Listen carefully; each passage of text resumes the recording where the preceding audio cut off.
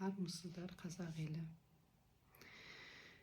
Мен Жамбыл ауданы, Жамбыл облысы, Ерназар ауылының тұрғыны Азимова Әйгерім Ермекқызы, 27 жылдай сол ауылдың әкімі болған Азимов Ермек деген азаматтың қызымын.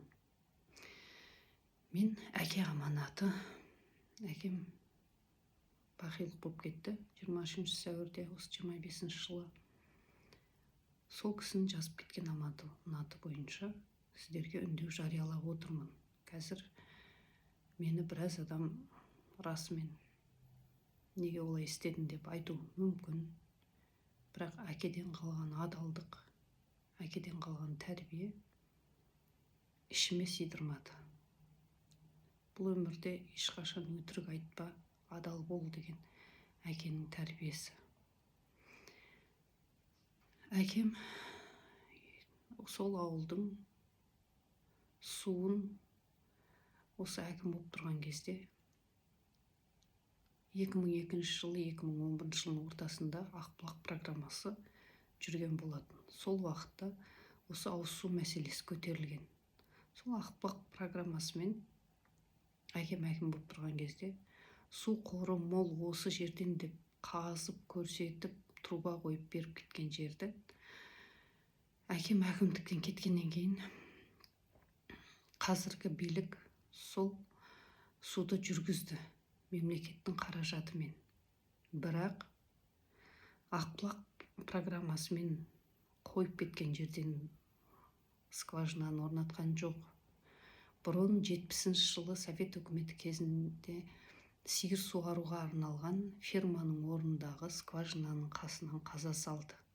2 насоспен көтереміз суды деп. Неге ол жерден қазғаны, ол бізге, сол Ерназар ауылының халқына беймәлім дүние. Сұрасақ, мардымды жауап ала алмады. Әкем тірі кезінде. Әкем талай айқайласты. 2 рет аудан прокуратурасына, 2 рет аудан әкімдігіне, Ерлан Қыдырәліұлына хат тастаған, арыз тастаған. Осы ауылдың кіре берісінен орнат. Неге сендер о жерден орнатпай жатсыңдар деп. Бірақ дұрыс жауабын ала алмады. Алысты, өмірден өтті. Өмірден өткеннен кейін де мен ойладым. Үкіметтің тірлігі болды. Әкем бұл өмірден өтті, енді тоқтайтын шығар деп. Бірақ жазып кетіпті.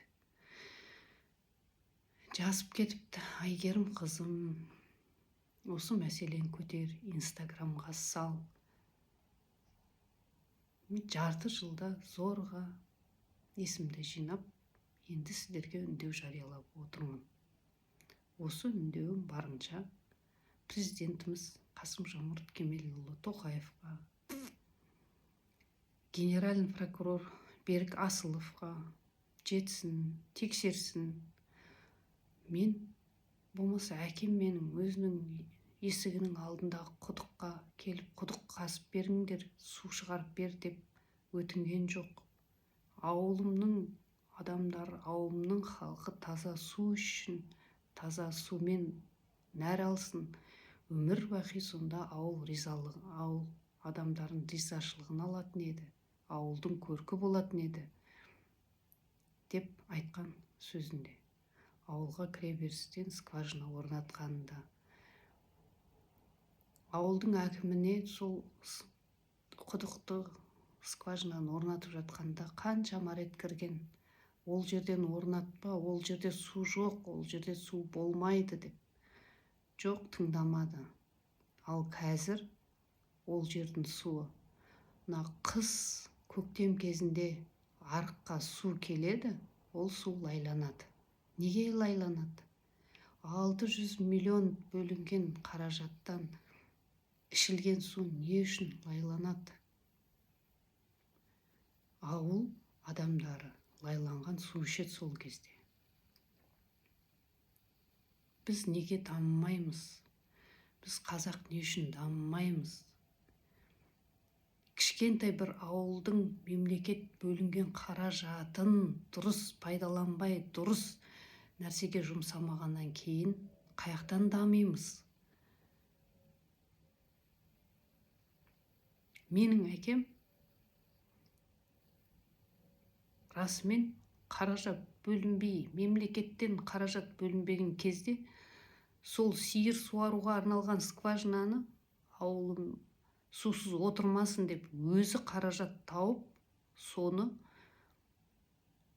жаратып отырған. Бірақ енді қаражат бөлінді ғой. Қаражат бөлінгеннен кейін сол Ақбұлақ программасының айтқан жерімен қазып, сол жерден орнатса, мен осындай видеомен отырмас едім. Менің әкем ана өмірге өтіп кетпес еді, іші күйгеннен. Іші сол су үшін ішіндегісін айта алмай, күнде маған звондап, қызым не істеп жатсың деп бастағаннан суды айтса, мен қойшы тәте, айтпаңызшы деп өтінетінмін. Сол өтінгенімді тыңдамағанымды параққа жазып қалдырып кетіпті. Сіздерден сұранатыным, әкемнің айтқан Ақбұлақ программасымен айтқан жерден осы суды жүргізу, бөлінген қаражатты қалай құжат бойынша айтылды уағында, тура солай жүргізіп берулеріңізді сұранам. Осы үшін, осы әділдік үшін мен күнде видео үндеу жариялау керек болса жариялаймын. Рахмет.